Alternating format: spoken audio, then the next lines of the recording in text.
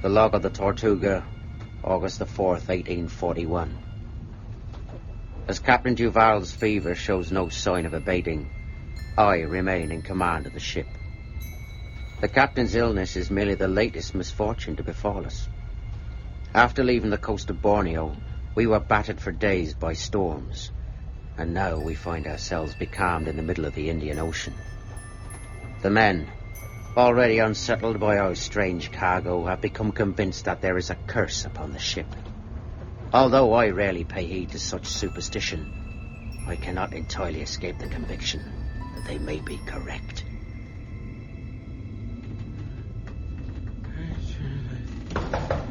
Captain Duval!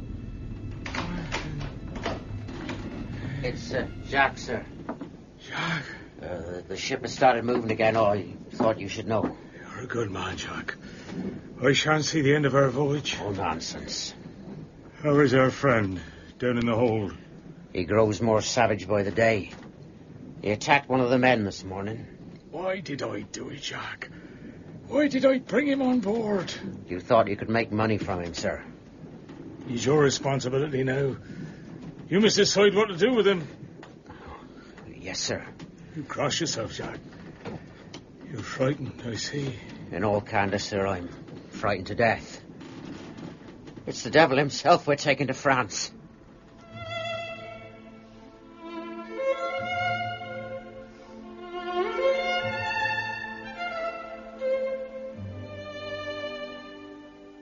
The Murders in the Rue Morgue by Edgar Allan Poe.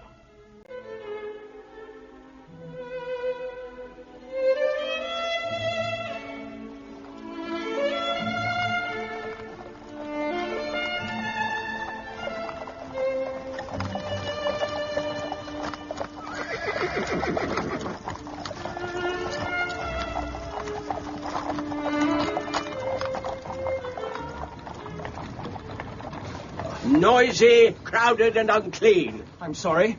Every time I visit Paris, the more disagreeable it seems. Oh, perhaps you should stay at home. I only wish I could. But sadly, I'm obliged to earn a living. Personally, I consider Paris the most beautiful city on earth. Ah, that's because you see it through the eyes of a young man. It's because I see it through the eyes of an artist. Oh? I'm a painter, sir.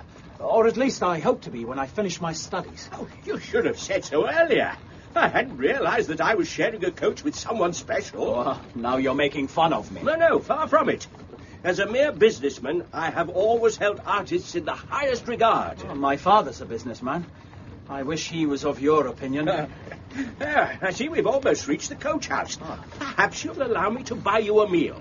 That's uncommonly generous of you, sir. Oh, I'm afraid I shall be spending the next few days dining with lawyers and stockbrokers. Oh. Sharing a meal with a man of culture would be a rare and unexpected privilege. So, my young friend, you've come to Paris seeking inspiration. Oh, well, I've spent most of my life in a small Provence village.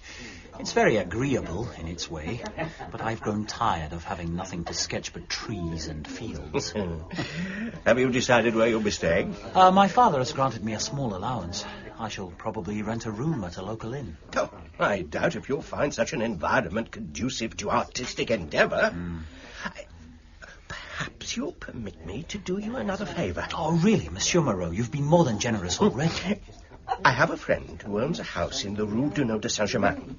He's a chevalier, no less, the son of one of the most illustrious families in France. Oh? Unfortunately, a series of calamities have rendered him all but destitute. Accordingly, he's obliged from time to time to take in lodgers. His situation must be desperate indeed. He's a strange man in many ways, but he possesses a rare and brilliant intellect. I've a feeling you'll like him. Lodging with a chevalier? It's an intriguing suggestion. If you take my advice, you'll visit him at once. Paris offers few experiences more extraordinary than residing with Auguste Dupin.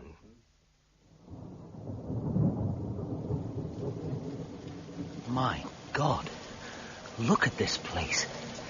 It's crumbling to dust. Yes? I'm sorry to trouble you. My name is Jean-Marc Roger. I'm here at the prompting of a mutual acquaintance. If we owe him some money, I'm afraid he must wait. Oh, as a matter of fact, I've come to inquire about renting a room. Oh. Oh, forgive me. Oh, whatever must you think. Oh, really, it's of no consequence. My brother normally deals with such matters. Please, Monsieur Roger, won't you come in? Oh, yes, thank you.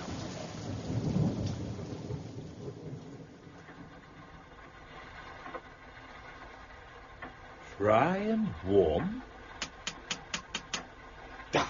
Save up for a new barometer. Who is it? Elaine, Auguste. There's a young gentleman to see you. Monsieur? A young gentleman with a crooked collar. I beg your pardon? Straighten it, will you? If you Really, wish. Auguste, that was intolerably rude. My sister often despairs of my behavior, I'm afraid, but I have a positive mania for order and neatness. Monsieur Roger has just arrived in Paris. He's looking for a room. Oh. Don't pull a face. We must have some money. Our creditors are becoming impatient. Who sent you here, Monsieur Roger? A merchant by the name of Henri Moreau. Moreau, I know him well. An excellent fellow and surprisingly cultured for a man of commerce. My brother once rendered him a great service. Oh? He'd been unjustly accused of a crime. I used my modest gifts to establish his innocence. Your modest gifts? Tell me, Monsieur Roger, do you keep regular hours? I'm sorry. You rise early and retire at a decent time? I'm afraid not. I love the night and rarely go to bed before daybreak. Dear me. Have I said the wrong thing? My brother is teasing you. He keeps exactly the same hours himself. What about society? Do you seek out the companionship of others? Not if I can help it. I'm somewhat solitary by nature. So am I. You show promise, Monsieur Roger. Really, sir? You're behaving as though I've applied for a position in your household. Not afraid to speak your mind, I see. Better and better. Do you play chess? It's my favorite pastime. And do you have any talent for it? I was once considered something of a prodigy. I knew it. You have the brow of a natural player. I shall look forward to facing you across the checkered board. You wish me to stay, then? Of course I wish you to stay. You're to be congratulated. My brother is rarely so enthusiastic about new lodgers. I must warn you, I'm far from wealthy. We can work out the details of your rent later, Monsieur Roger. Hélène will show you to your room. Thank you. Oh, and Monsieur Roger. Yes? Your collar is still a little crooked. Straighten it again. Rousseau, the man is such an idiot. Must you read at the dinner table? Huh? Sorry? Monsieur Roger will think you have no manners. Monsieur Roger has been here a week. He already knows I have no manners. I must congratulate you on this evening's meal, Mademoiselle Dupin. You excelled yourself. Thank you. It's a pity about the peas, though. The peas. There were only 29 on my plate. You didn't count them again. I like 30, you know that. Madame Thénardier always managed it. Madame Thénardier was a professional cook. If you hadn't spent her wages on a rare first edition, she might still be with us. Why does it matter if there are 29 peas on your plate or 30? I must have order and precision. If I'm to think clearly, my surroundings need to mirror my mind. Oh, Adolphe's a little early. Is my appearance too dreadful? Oh, you look positively radiant. Doesn't she, Dupin? I expect so. Thank you, Auguste. I can always rely on you to shower me with compliments. Who's Adolphe? Hélène's fiancé. He works at the local bank. I hadn't realized she was engaged. She has been for the last 5 years. 5 years? Well, that's a very long time. Well, I can't be expected to manage on my own, and servants seem reluctant to stay. So until the situation can be properly remedied, Hélène prefers to remain here with me. She's clearly a remarkably accommodating young lady. Is that a butcher's bill I spy on the mantelpiece? Yes, I believe so. Conceal it in a drawer, will you? I prefer not to advertise my reduced circumstances. Yes, of course. You might also have the delicacy not to mention that you're currently paying me rent. Good evening, sir. Good evening, Monsieur Le Bon. How are you? Oh, all the better for seeing Elaine again. This is Monsieur Roger, Adolphe. He's A friend from Provence. I'm pleased to make your acquaintance, sir. So, Monsieur Le Bon, how will you and my sister be spending the evening? Adolphe is taking me to see Les Huguenots. You have my sympathy. Grand opera will never match the mathematical beauty of a Bach cantata. You said he wouldn't approve, Elaine. The answer, my dear Roger, is no. I beg your pardon? I'm sure Monsieur Le Bon wouldn't object if you wanted to paint my sister. How the devil did you know I was thinking that? It was obvious. Well, to a mind reader, perhaps. Must I now number telepathy among your accomplishments? Telepathy? I saw you glance at your fingers, which are smeared with charcoal. This brought to mind your calling as an artist.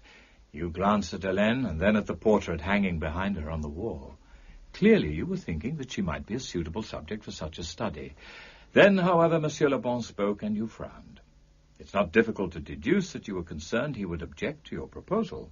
Astonishing, my dear Dupin. Absolutely astonishing.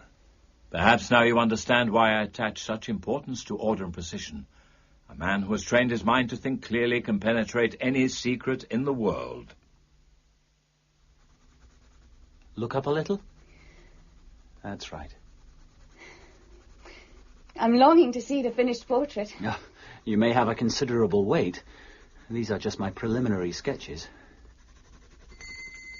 Oh, the door. There's no need to jump up. I'm sure your brother can answer it. Yes, of course.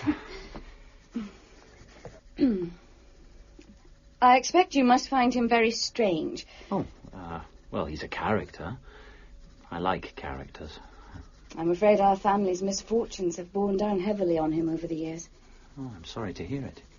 Our parents had most of their wealth confiscated during the Terror. When Auguste lost the rest in speculation, he seemed to give up on life. That's a great pity. He's clearly a man of exceptional talent. He became terrified of further calamities befalling us. That's why he's chosen to shut himself away. He thinks that by leading a life of order and reason, he can protect himself from the forces of chaos. Oh, he can't, though, can he? No, Monsieur Roger. None of us can. An intriguing business, my dear Jourdain. Most intriguing. There you are, Dupin. I thought you might like to see my sketches of Helene. Oh, forgive me. I hadn't realized that you had company. Come in, Roger. I'd like you to meet Inspector Jourdain. How do you do, sir? Monsieur. The inspector is one of the Sureté's most gifted officers. Faint praise, I know, but praise nonetheless. I trust that nothing untoward has happened. Far from it, sir. I occasionally come to the Chevalier with especially strange or perplexing cases. Oh. He possesses a rare talent for deduction. So I've observed. The inspector has brought me an especially delicate matter this evening. A letter has been stolen from a member of the royal household. Really, Dupin? I told you that in confidence. We can talk freely in front of Roger. His discretion is legendary. I trust that that's correct. Do you have any idea as to the identity of the thief? Only one man would dare perpetrate such a crime. Ducol, the Minister of the Interior. I was at school with him. He used to cheat at marbles, as I recall. If the contents of the letter should become known, a terrible scandal would ensue. It's vital we discover where Ducol has concealed it. How do you know he hasn't passed it on to a third party? He can only use it to exert influence over the Crown whilst it remains in his possession. Have you searched his rooms and offices? On 3 separate occasions. We've all but taken them apart, but the letter was nowhere to be found. Perhaps he's concealing it on his person. We thought of that. Last night, 2 of my men, disguised as footpads, stopped and searched him, but it was all to no avail. And so, in desperation, you've turned to me. I can think of no one more likely to find it. Does the prefect of police know of my involvement? I thought it better not to tell him. Oh, he's a petty man and jealous of your past successes. Quite so. Do you think you'll be able to help? Call again tomorrow. I must have an answer. Call again tomorrow. Very well, then. I'll leave the matter in your hands. Good night, sir. Good night. I don't know about you, but I fancy a game of chess. But what about Inspector Jourdain's mystery? Chess first, mysteries later. And I'm not missing out on an evening's entertainment for a man who cheats at marbles.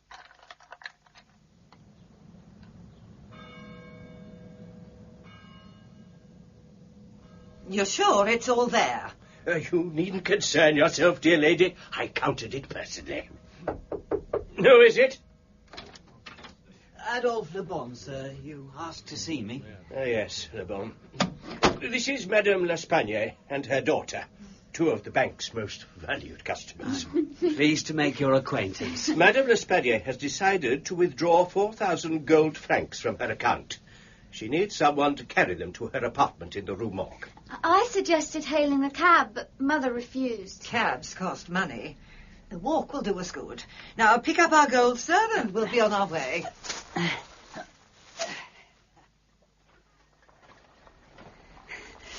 I don't think I've ever visited this part of the city before. Oh, I hate the neighbourhood. There are fights and disturbances almost every night. Surely you could afford to move to somewhere a little more fashionable. But that's why I keep telling Mother, but she won't part with a sou. What's that? What are you saying? Nothing, Mother. Oh, this is where we live. I hope you're feeling energetic, Monsieur Le Bon. Our apartment is on the 4th floor.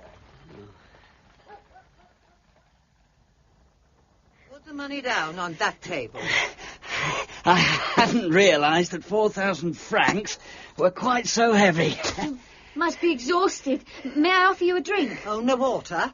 You can't have spirits. A glass of water would be very acceptable. See who that is, Camille. Yes, Mother. I thought I heard you come in. Where's my rent? What's that? It was due upon the 1st. Why haven't I been paid? I'm a poor old woman. I need more time. 1 more week. That's all you'll have. And if I don't see any money by then, you'll be out on the street. Oh, Mother. What was the point of that? You're far too eager to spend my money. Waiting a week will do him no harm. I'll fetch you that water, Monsieur Le Bon. Thank you. I suppose you find my behaviour shocking. It's none of my business how you behave. That's right. It's not. You can drink your water and be on your way. Whoever set this type deserves to be flogged. Inspector Jourdain is here, Dupin. Is it my imagination, Jourdain, or is newsprint becoming smaller?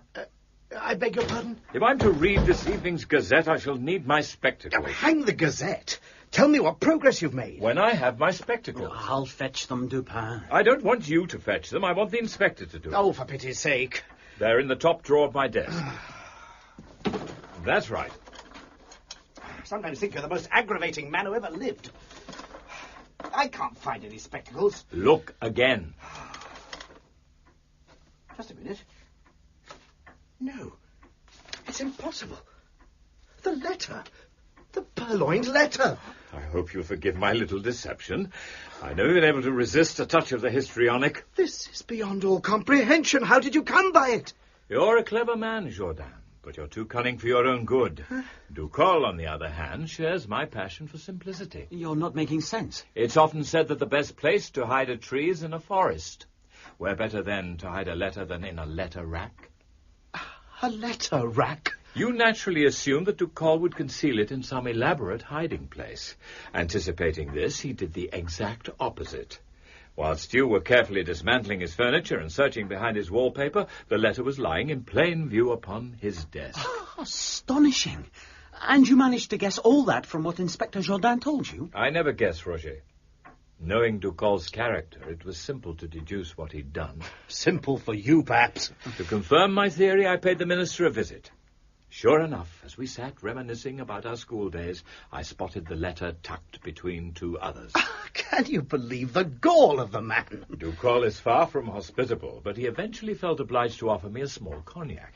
Whilst he was pouring it, I substituted the letter for a blank sheet of paper, folded in an identical manner. Poor old Ducol. Imagine his surprise when he discovers what's happened. I think we can safely anticipate that his days of high office are numbered. You've rendered your country a great service, Dupin. I can't thank you enough. Then please don't try. A small reward from the public purse, on the other hand, would be more than welcome. It's no more than you deserve, sir, but there is one problem. Oh? Before I can do anything, I shall have to persuade the prefect of police.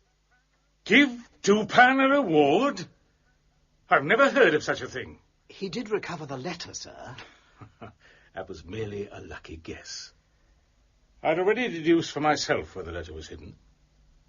Had you, sir? You kept quiet about that.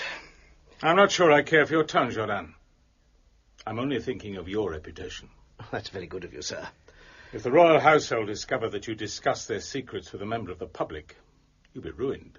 That's as maybe, sir, but I'm not comfortable about taking credit for solving the case.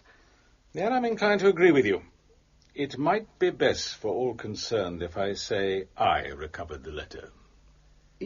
You, sir? I am the prefect of police, Jordan. It's not inconceivable that I'm still capable of solving the occasional case. If you say so, sir. All that anyone need know is that I saved the day after careful investigation of the facts. The name of Dupin is not to be associated in any way with the matter. And under no circumstances whatsoever is he to be given a reward. Dupin, are you in there? Come in, Roger.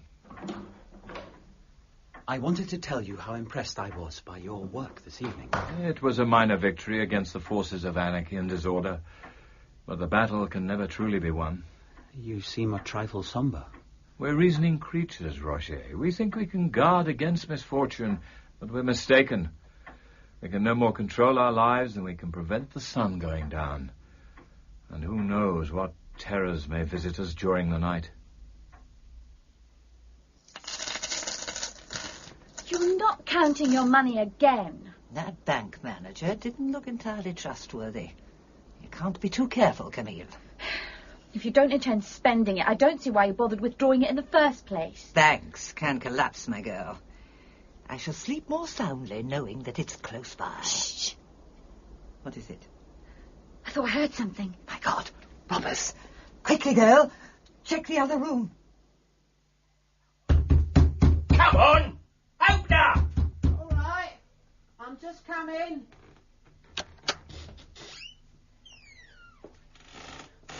What do you want? You're late with your rent. It's gone midnight. You're never in when I call earlier. Look, I haven't been making much at my shop just lately. Oh, excuses, excuses. You're worse than Madame L'Espagne. You must give me more time. Oh, was ever a man cursed with more selfish tenants? You won't be happy until you ruin me. What the devil was that? It came from Madame L'Espagne's room. Oh, sweet mother of God. What's happening up there? Madame L'Espagne! Are you in there? Madame L'Espagne! Are you all right? We'll have to break down the door. We'll do no such thing. I have a key.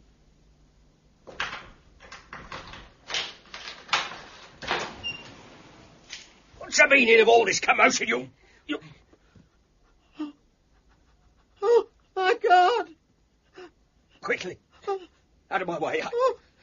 I think I'm going to be sick.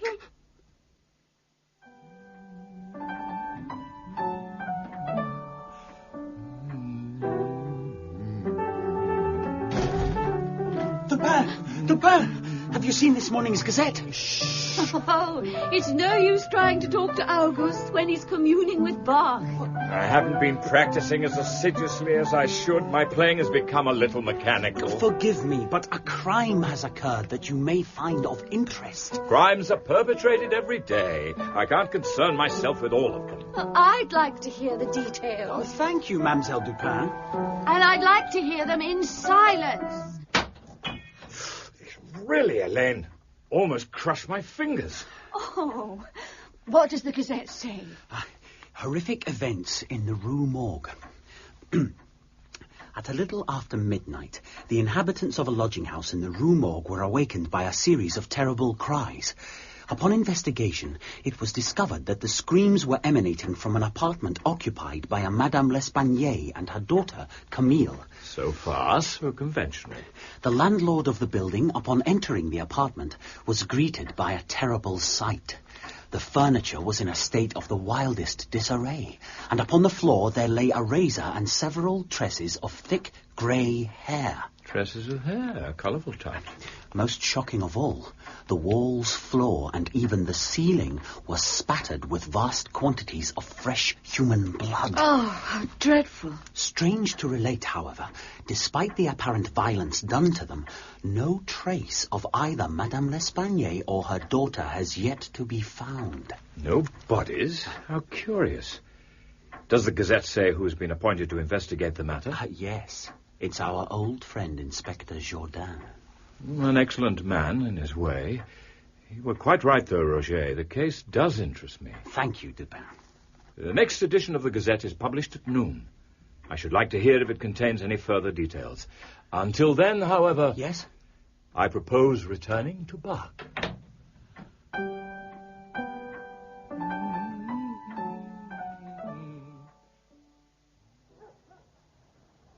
So, gentlemen, what can you tell me about Madame L'Espanaye and her daughter?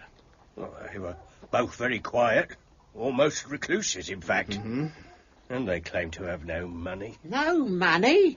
Look at all these gold coins scattered about the floor.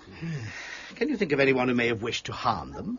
The devil must have come from, sir. It's the only explanation. I'm hoping there's a less fanciful solution. Oh, can you think of anything you've forgotten to tell me? But we did hear a voice, sir, as we were coming up the stairs. Oh? It was very low and strange, and it wasn't speaking French. Ah. I think it may have been Dutch. Dutch? Or possibly German. Yes, German. It was definitely German. I see. German, indeed. It wasn't German. It was Russian. I'd recognise that accent anywhere. Dutch, German, Russian. You're not being of much help. Well, we're doing our best, Inspector. We are still both trembling with fear. Would you mind putting out that pipe, sir? Oh, forgive me. And what have you done with the match? Well, I've thrown it into the grate. Pick it up, will you? We can't have you contaminating the scene of the crime. When do you think you'll be finished? I shall have to advertise for a new tenant. Well, what's the matter? The chimney. Eh? Oh, my God. Camille.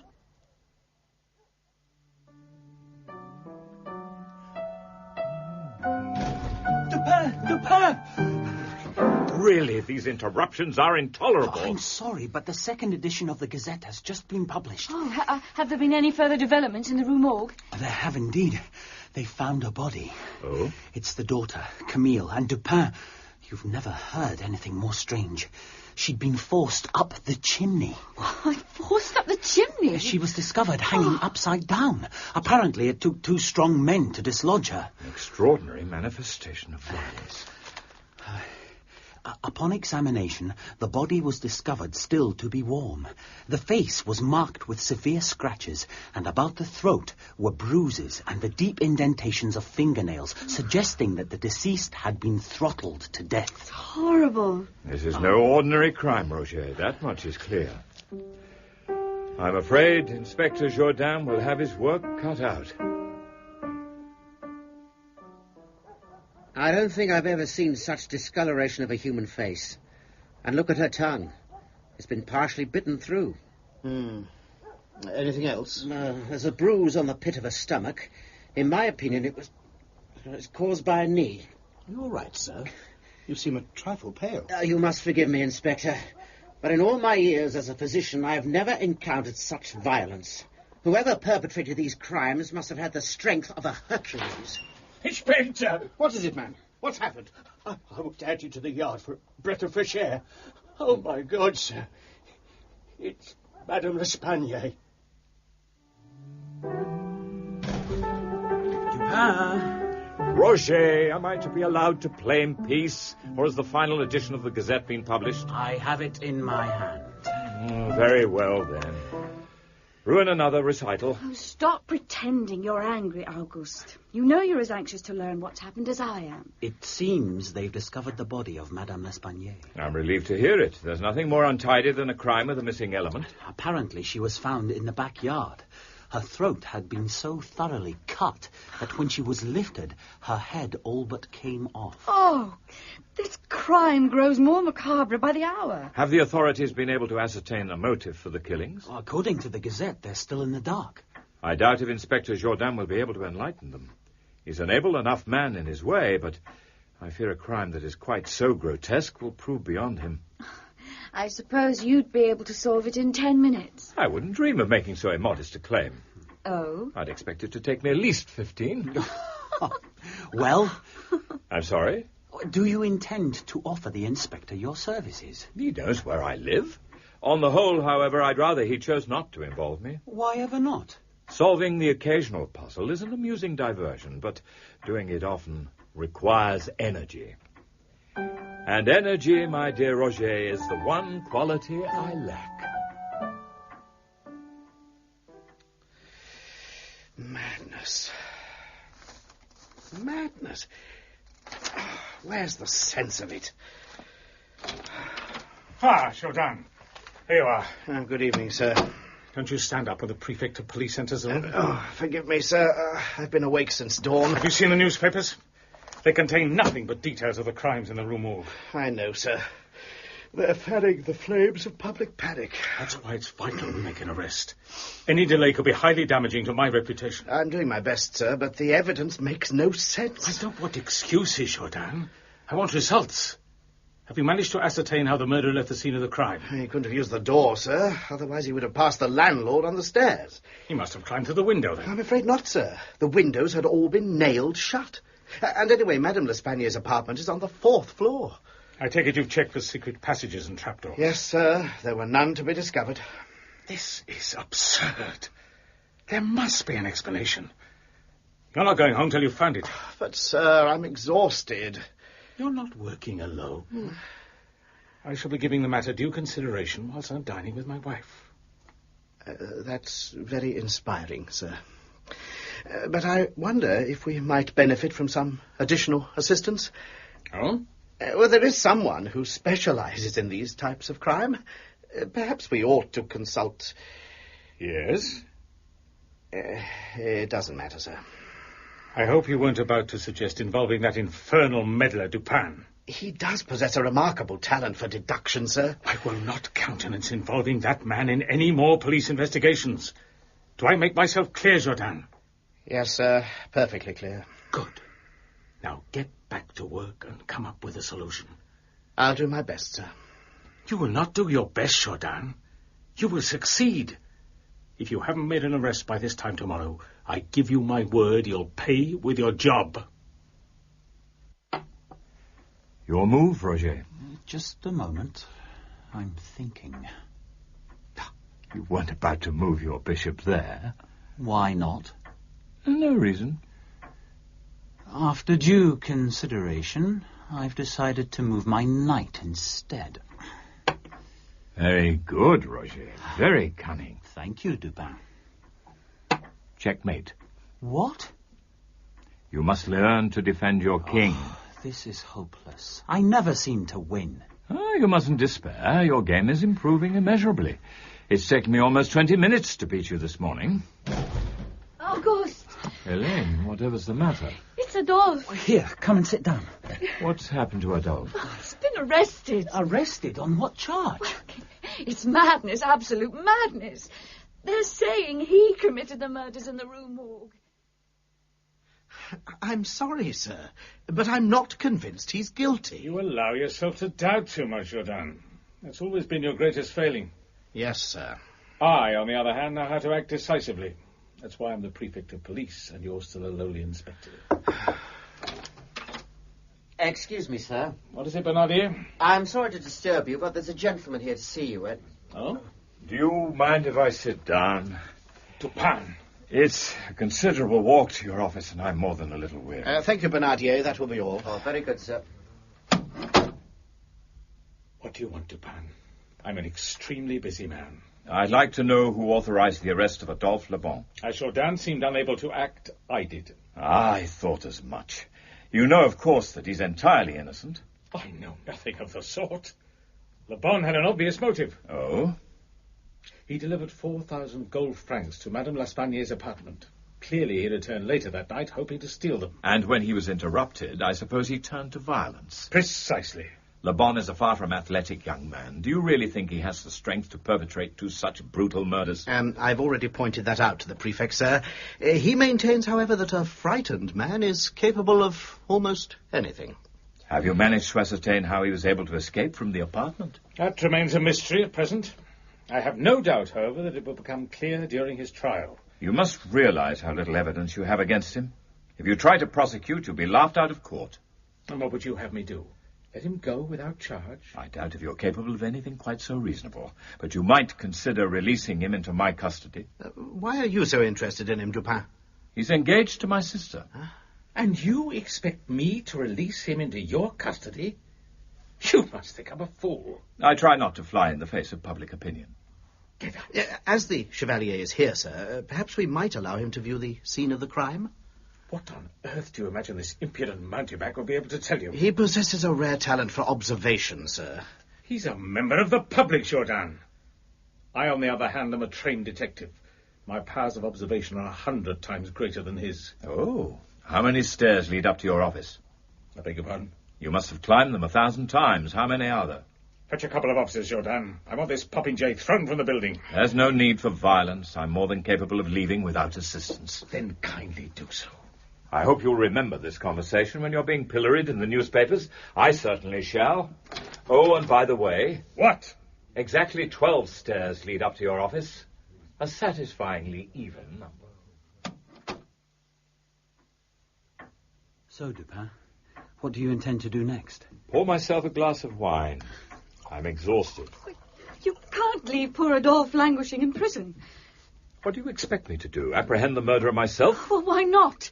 You're more than capable of it. Be reasonable, Elaine. I should have married years ago, but I let you convince me you couldn't manage alone. You might at least repay me by trying to help. I can't run around Paris looking for clues. I don't have the energy. Oh, you don't have the energy. God, you're pathetic. Please, Elaine, you're embarrassing Roger. You could do anything if you set your mind to it. But you've chosen to idle away your life, shut off from the world. I thank God our parents aren't alive to see it. Elaine, come back. They'd be ashamed, Auguste. Ashamed at what you've become. I'm sorry, Dupin. I'm sure she didn't mean it. But what if she did, Roger?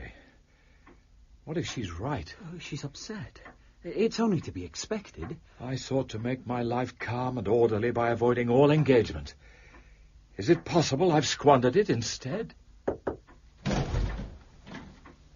Excuse me, Dupin. Inspector Jourdan. I hope I'm not interrupting. Your sister let me in. I'm sorry. Are you all right, Dupin? I'm fine, Inspector. Absolutely fine. I could lose my job for this, but I won't see an innocent man go to the scaffold. There's a carriage outside. I think it's time I took you to the Rue Morgue. Oh, we must start at the beginning, Inspector Jourdan. Tell me about the voice heard emanating from Madame L'Espagne's apartment. There's not a great deal to say. We haven't even been able to ascertain what language it was speaking. The landlord and his tenant weren't able to make out a single recognizable word? No, sir. Would you find that peculiar? Peculiar? No matter what language the voice was speaking, it should have been possible to distinguish at least one or two words. You find that significant, do you? Yes, Roger. I find it very significant indeed.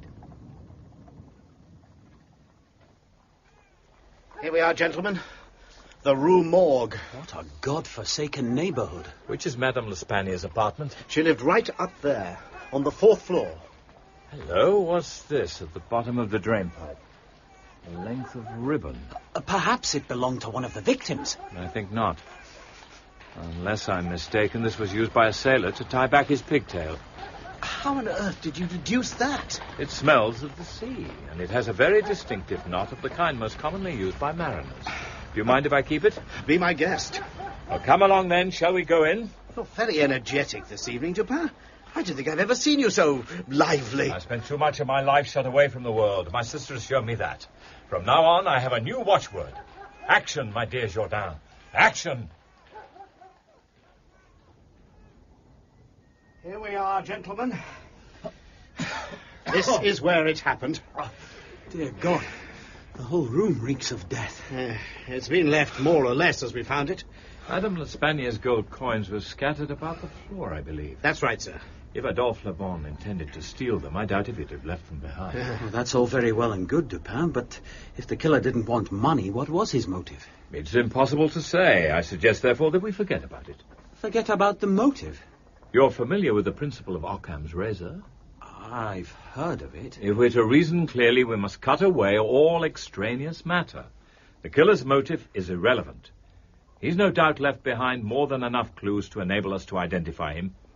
I'd be glad if you could at least discover how he was able to escape from the room. He clearly couldn't have used the door. He would have been discovered on the stairway, and anyway, I believe the door had been locked from the inside. Correct. There are no secret passages or tunnels leading from the room. Therefore, by a process of elimination, we can deduce that he must have used one of the windows. But, Dupin, the windows were all nailed shut. If that were the case, the killer would have had to vanish into thin air. Clearly, that's impossible. Therefore, the windows must only appear to have been nailed shut. Shall we examine them? Oh, please. I've seen this kind of window before. The sash contains a hidden spring that automatically fastens it. Someone passing through could have caused it to fall and shut itself behind him. But it couldn't have been open in the first place. It was nailed shut, I know. See for yourself. It won't budge. Let's examine its companion. Do either of you have a penknife? I have one here. Thank you, Roger.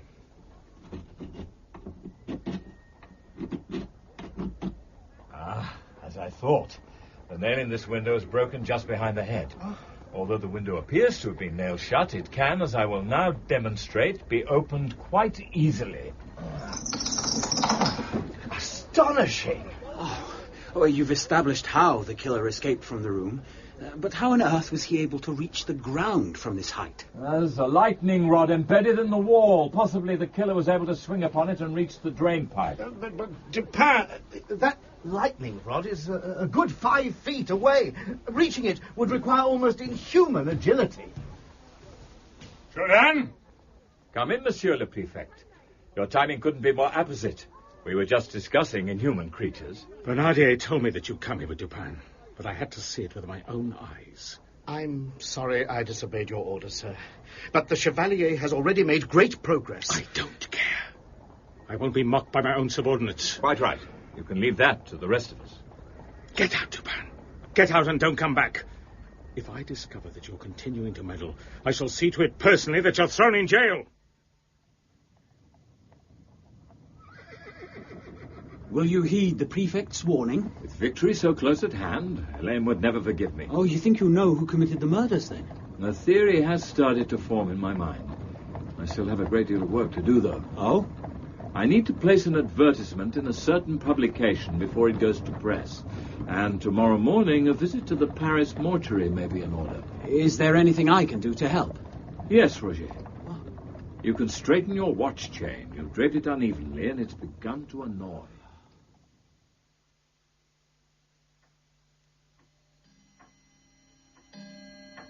Good evening, Dupin. Roger, come in. I trust you found your visit to the mortuary instructive. I can't remember when I last spent a more agreeable morning. The dead are such relaxing company. Are you searching for something? A book by Georges Cuvier. I'm sure I have a copy on my shelves. Perhaps I can help. It's all right. I found it. Oh. An anthropological study of the East Indies. Clearly a gripping read. We must make haste. I'm expecting a guest. Oh? See what you make of this. What is it? A sketch of the finger marks found around Camille L'Espanier's throat. I lack your artistic flair, but I've done my best. Is this sketch to scale? As near as I could make it. Well, good God, Dupin.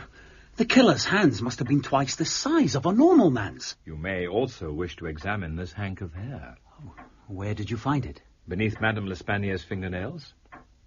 So, what do you think? It's very coarse and fibrous. If I didn't know better, I'd say... Yes?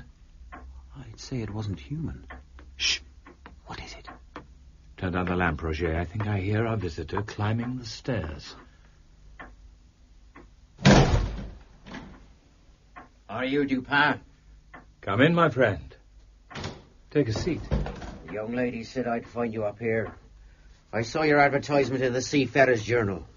May I offer you some brandy, Monsieur... Jacques. Just call me Jacques. I enjoyed meeting your associate the other day. He's quite a lively fellow, isn't he? Do you have him here? As I said in my advertisement, he's currently quartered in the Rue Royale. My only concern is ensuring that he's returned to the people who care for him. I'm very grateful to you, sir. I'll give you any reward within my power.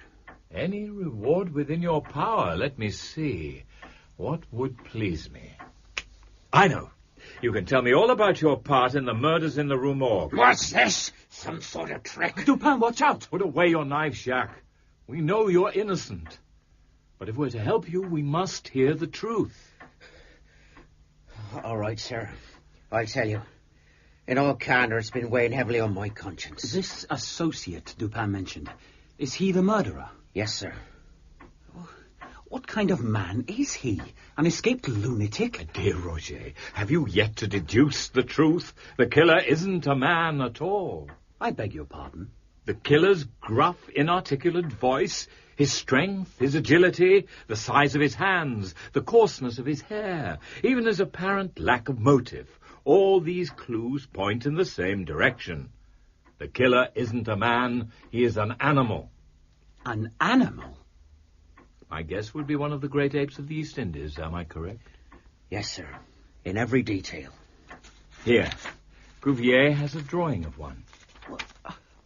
I thought these creatures possessed a peaceable nature. This one didn't, sir. He was a brute.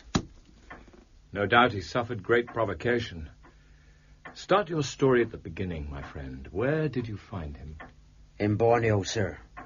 I was the first mate on a cargo ship called the Tortuga. Did you visit Borneo with the express purpose of capturing an ape? No, sir. It was a whim of the captain's. When he saw the creature and its mate, he thought he could make money from them as novelties. The ape had a mate? Oh, yes, sir. But she died before we could bring her aboard. I don't think her companion ever forgave us. Oh, I'm not surprised. Oh, but he was a monster, sir. Vicious and cruel. Some of us thought he was the very devil himself. A pleasingly fanciful notion. Oh, I'm not so sure, sir. He seemed to bring bad luck with him. The ship was beset with problems, and 3 days before we reached home, the captain died of fever. What did you do when you returned to France? I brought the ape to Paris, sir. I thought I could sell him to a circus or fairground. Where on earth did you keep him? I have a couple of rooms in the Rue de Richelieu.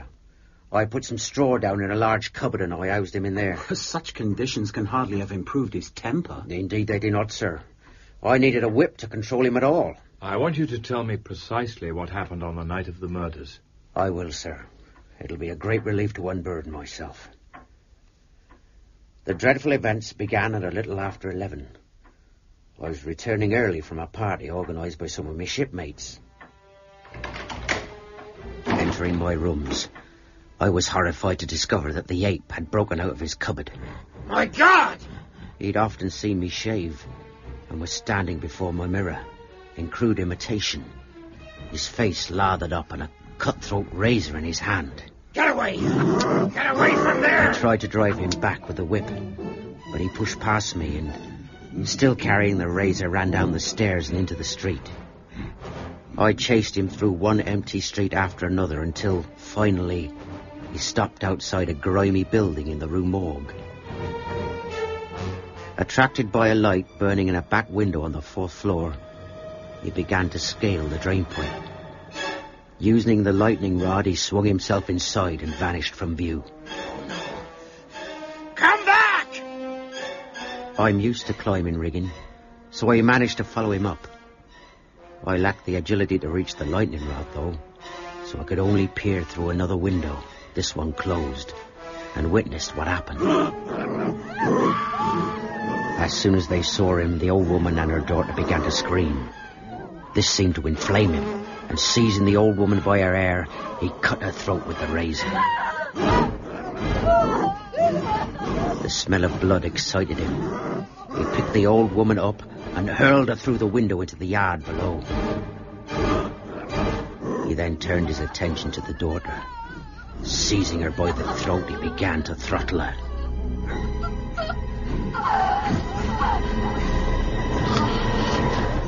When he was satisfied that she was dead, he took her body and began cramming it into the chimney. Stop it! For pity's sake, stop it! I called to him, but he paid no heed. Sickened by what I'd seen, I climbed down the drain pipe and began to run. I didn't stop, sir, until I reached my rooms. What became of my ape I neither knew nor cared. All that concerned me was getting away.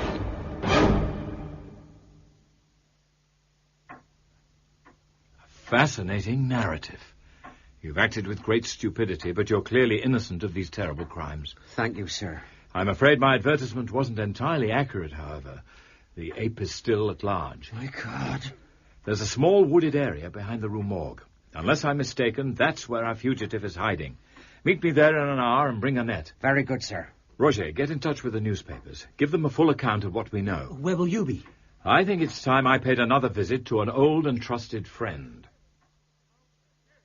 How dare you come marching into my office again? Who do you think you are? You've handled this case with startling ineptitude, Monsieur le Préfect. But if you accompany me to the Rue Morgue, you may still be able to salvage your reputation. Choran, have this man arrested. But, sir... Don't argue, do as I say. A number of journalists will be there. A number of journalists? They're anxious to see the real murderer apprehended. If you join them, you may be able to turn the situation to your advantage. I suppose the Rue Morgue isn't that far away. You needn't arrest Dupin for the moment. Very good, sir. I'm not a man who's easily fooled. If the killer has somehow eluded me, he must be exceptionally clever. As you will discover, Monsieur le Préfect, he's quite your intellectual equal in every way. A giant ape? You're saying the murders were committed by a giant ape? You sound a little incredulous. I've brought the gentlemen of the press. I told them to wait over there in a clearing. If you're trying to make me look foolish in front of the newspapers, I'll flay you alive. What do you want us to do now, Dupin? Tell your men to stay in close formation and sweep through the wood. You heard him, men? Do as he says. Yes, sir. I'm supposed to be taking my wife to the theatre. I must have been mad to listen to you. Dupin, over there. Oh, my God! The size of him. He's coming towards me! Shoot him, someone! Shoot him! Quickly, Jacques, the net. Very good, sir. Help him, men! Hold the beast down! Allow me to present Pongo Pygmaeus, Monsieur le Préfect, the great ape of the East Indies and the true perpetrator of the murders in the Rue Morgue. Of course. I suspected something like this from the start. Adolphe Le Bon was never a likely killer. We've got him, sir. He won't escape us now. I'd say we owed the Chevalier a great debt of gratitude. Wouldn't you agree, sir? Yes. You've done very well, Dupin. Very well. Perhaps a small reward from the public purse would be in order. We can discuss that later. But first things first, young man. Where did you say those journalists were waiting? It's disgraceful, absolutely disgraceful. What's the matter, Roger? Have you seen this morning's Gazette? It credits the prefect of police with solving the case single-handed. You scarcely merit a mention. At least the prefect has been persuaded to give me a reward. I'm quite happy to trade vulgar publicity for a little hard cash. I wish I could give you a reward as well, sir. It's because of you that I've been restored to liberty. As a matter of fact, Monsieur Le Bon, there is something you could do for me. Name it. Make my sister a good husband. I beg your pardon? I've allowed my selfishness to keep you apart for far too long. It's high time you married. But Auguste, how will you manage on your own? I'm not a child, Hélène, and you're not my mother. Marry Le Bon and forget about me. After all that you've been through, it's what you deserve. I've almost finished my portrait of Hélène. I thought I might give it to her as a wedding present. A splendid suggestion, my dear Roger. Absolutely splendid. Well. Moreau, my dear fellow. If it isn't Auguste Dupin and my young friend the artist. This is a pleasant surprise, Monsieur Moreau. I hadn't expected to find you visiting the zoological gardens. No doubt, like me, you're trying to escape the noise and the filth of the streets. Actually, no. We've come to visit an old friend. An old friend? No doubt you read about the ape that ran amok in the Rue Morgue. Yes, of course. I thought I detected the Chevalier's hand in the creature's recapture. He's currently serving out his sentence behind some pleasingly neat bars in the monkey house. I thought you'd abandoned your obsession with neatness and precision. Far from it. The events of the past few days have merely established their importance. But surely, if we've learned anything, it's how vulnerable we are to chaos and disaster. You're mistaken, my friend. By using logic and reason, we've been able to cage a wild beast and restore order to the world. What do you think, Monsieur Moreau? Can cold calculation enable us to take control of our lives? Or are we, as I maintain, forever at the mercy of chance and misfortune? What do I think? Yes. I think that it's a very hot day, and I could do with a drink. An excellent suggestion, and very well put. Come along, Roger. You heard what he said. Let's repair to a cafe and toast our success.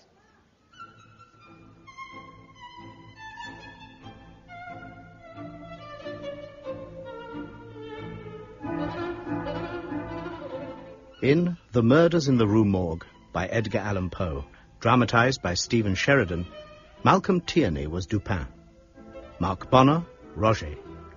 David Timpson, Inspector Jourdain. Peter Ellis, the Prefect of Police. Tracy Wiles, Hélène. Tom Bevan, Adolphe. Brian Parr, Jacques. John Evitts, Moreau.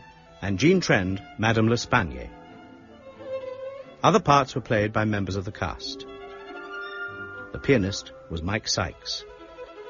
The Murders in the Rue Morgue was a peer production for BBC Radio 4, directed by David Blunt.